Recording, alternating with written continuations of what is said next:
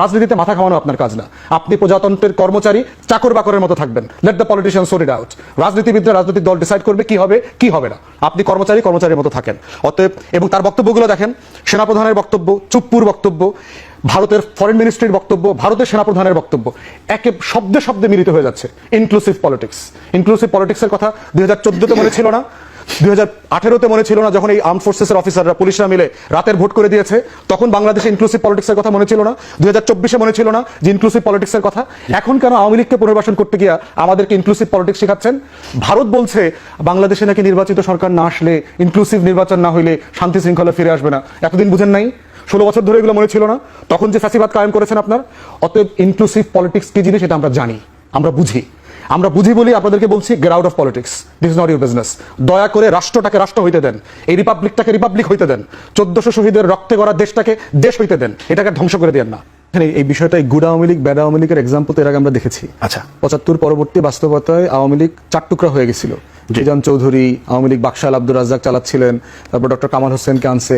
কেন আনছে ডক্টর কামাল হোসেনকে? ওই যে গুড আওয়ামী লীগ হিসাবে আনছে, যে এই ক্রিমিনাল সিন্ডিকেটকে যদি পুনর্বাসন করতে হয় তাহলে জনগণকে ধোকা দেওয়ার জন্য আমার একটা ডক্টর কামাল হোসেন লাগবে, যার একটা ইন্টারন্যাশনাল ফেম আছে, একটা ক্লিন ইমেজ আছে, দেশে বিদেশে লবি করতে পারবে, দিল্লির দালালি করতে পারবে ভদ্র ভাষায়। এখন দেখেন কার নাম আসতেছে, গুড আওয়ামী লীগ, সাবের হোসেন চৌধুরী। ব্যক্তি মানুষ হিসাবে ভালো মানুষ, দুর্নীতির কোনো অভিযোগ নাই ওনার ব্যাপারে, এই ব্যাপারে আমি একমত। কিন্তু আওয়ামী লীগ তো করছে। আচ্ছা, আওয়ামী লীগ হচ্ছে একটা দুমুখ গোকরা সাপের মতো, এবং আওয়ামী লীগকে যারা যারা পুনর্বাসন করেছে তারা কিন্তু সবাই নিজে অভিশাপের শিকার হয়েছে। দেখেন আওয়ামী লীগকে কারা কারা পুনর্বাসন করছে। বিএনপি প্রথম পুনর্বাসন করেছে 79-তে তার নির্বাচনে। শহীদ প্রেসিডেন্ট, বাংলাদেশের ইতিহাসের সবচেয়ে সফল রাষ্ট্রনায়ক, তার উদারতার পরিচয় দিতে গিয়ে উনি আওয়ামী লীগকে পুনর্বাসন করেছেন, এবং করতে গিয়ে ওনাকে জীবন দিয়ে এটার মাসুল দিতে হয়েছে। এরশাদ তখন চিফ, হাসিনা ফেরত আসলো, দিল্লির সাথে লিয়াজো করে উনি 32 নম্বরের চাবিটা পর্যন্ত ফিরাই দিলেন যে আপনার বাড়ি আপনার বাবার সম্পত্তি, আর 2 সপ্তাহের ভিতরে সেই শহীদ প্রেসিডেন্টকে জীবন দিতে হয়েছে। নির্বাচনের মাধ্যমে আওয়ামী লীগকে লেজিটিমেসি দিয়ে দিলেন, একটা নিষিদ্ধ দল। 75-এ 4th সংশোধনের মাধ্যমে কিন্তু শেখ মুজিবই আওয়ামী লীগকে নিষিদ্ধ করে দিয়ে গেছে। অতএব শেখ জিয়াউর রহমান হচ্ছে আওয়ামী লীগের দ্বিতীয় প্রতিষ্ঠাতা সভাপতি, সেইটাকে জন্ম দিয়েছে দ্বিতীয়বারের মতো। আওয়ামী লীগকে দেখেন দ্বিতীয়বার পুনর্বাসন করেছে কে? এরশাদ করেছে। সে তাকে সংসদে নিয়ে আসছে, রাজনৈতিকভাবে পুনর্বাসিত হলো, সংসদে সে বিরোধী দল আকারে আসলো 86 সালে। সেই জাতীয় পার্টির অবস্থা কি হয়েছে? পিজা আর কেকের টুকরার মতো 6-7 টুকরা হয়েছে, খুঁজে পাওয়া যায় না এখন এই টুকরাগুলো কোথায়। রাজনীতি নাই হয়ে গেছে বাংলাদেশে তার। তৃতীয়বার আওয়ামী লীগকে পুনর্বাসন করেছে জামাত, 94, 95, 96-তে একসাথে আন্দোলন করে বিএনপির বিরুদ্ধে 173 দিনের হরতাল, জ্বালাও পোড়াও, হেন কিছু নয় তা করে নাই। সেই জামাতকে আওয়ামী লীগ কি করছে? নাস্তানাবুদ করে দিয়েছে গত 16 বছরে। হাজার হাজার নেতা কর্মীকে গুম, খুন, হত্যা, নিপীড়ন, মিথ্যা মামলা, হেন কিছু নাই যা জামাত শিবিরের উপর করে নাই। চতুর্থবার আওয়ামী লীগকে পুনর্বাসন করেছে 111-এর সরকার। বাংলাদেশের দালাল ব্যুরোক্রেসি, বাংলাদেশের দালাল মিলিটারি অফিসাররা, আর্ম ফোর্সেসরা, গণমাধ্যমরা, সুশীল সমাজরা মিলে সেইখানে বাংলাদেশে আওয়ামী লীগ কি করেছে? গণমাধ্যমের টুটি চেপে ধরেছে, আমার সিভিল ব্যুরোক্রেসি নষ্ট করে দিয়েছে, মিলিটারি ব্যুরোক্রেসিকে নষ্ট করে দিয়েছে, রাষ্ট্রের প্রত্যেকটা কাঠামো ধ্বংস করে দিয়েছে। অতএব আওয়ামী লীগ হচ্ছে একটা অভিশপ্ত রক্তধারার নাম। অতএব যারা যারা পুনর্বাসন করবেন তাদেরকে বলবো ইতিহাস থেকে শিক্ষা নেন। Coming back to the point of the military engagement, হাসনাতের বক্তব্য খুব পরিষ্কার। এই ডিজিএফআই, এনএসআই এর গুন্ডামি, মাস্তানি, বদমাইশি গত 16 বছর থেকে আমরা দেখতেছি, কন্টিনিউ দেখছি। ডিজিএফআই কে দিয়ে রাজনীতি করানো, দল বানানো, দল ভাঙানো, এই সব কিছুর পলিটিক্স তো আমরা গত 50 বছরে দেখছি।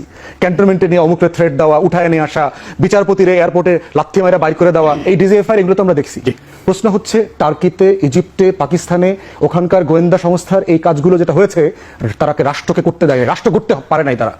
অতএব এই গণতন্ত্রের যাত্রা যেটা আমরা শুরু করেছি নতুন করে আবার গত অভ্যুত্থানের পরে, বাংলাদেশকে যদি আবার রাষ্ট্র বানাতে হয়, keep them out of politics. Armed forces senior leadership কে বলছি, গোয়েন্দা সংস্থাগুলোকে বলছি, for God's sake get out of the politics. This is not your business. ব্যবসা করা যেভাবে আপনার কাজ না, রাজনীতিতে মাথা খাওয়ানো আপনার কাজ না। আপনি প্রজাতন্ত্রের কর্মচারী, চাকর বাকরের মতো থাকবেন। let the politicians sort it out. রাজনীতিবিদরা, রাজনৈতিক দল ডিসাইড করবে কি হবে কি হবে না। আপনি কর্মচারী, কর্মচারীর মতো থাকেন।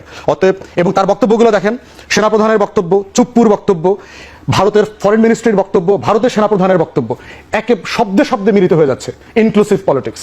ইনক্লুসিভ পলিটিক্সের কথা 2014-তে মনে ছিল না, 2018-তে মনে ছিল না, যখন এই আর্ম ফোর্সেসের অফিসাররা, পুলিশরা মিলে রাতের ভোট করে দিয়েছে, তখন বাংলাদেশে ইনক্লুসিভ পলিটিক্সের কথা মনে ছিল না, 2024-এ মনে ছিল না যে ইনক্লুসিভ পলিটিক্সের কথা। এখন কেন আওয়ামী লীগকে পুনর্বাসন করতে গিয়া আমাদেরকে ইনক্লুসিভ পলিটিক্স শেখাচ্ছেন? ভারত বলছে বাংলাদেশে নাকি নির্বাচিত সরকার না আসলে, ইনক্লুসিভ নির্বাচন না হইলে শান্তি শৃঙ্খলা ফিরে আসবে না। এতদিন বুঝেন নাই? 16 বছর ধরে এগুলো মনে ছিল না, তখন যে ফ্যাসিবাদ কায়েম করেছেন আপনার। অতএব ইনক্লুসিভ পলিটিক্স কি জিনিস এটা আমরা জানি, আমরা বুঝি বলি আপনাদেরকে বলছি, get out of politics. This is not your business.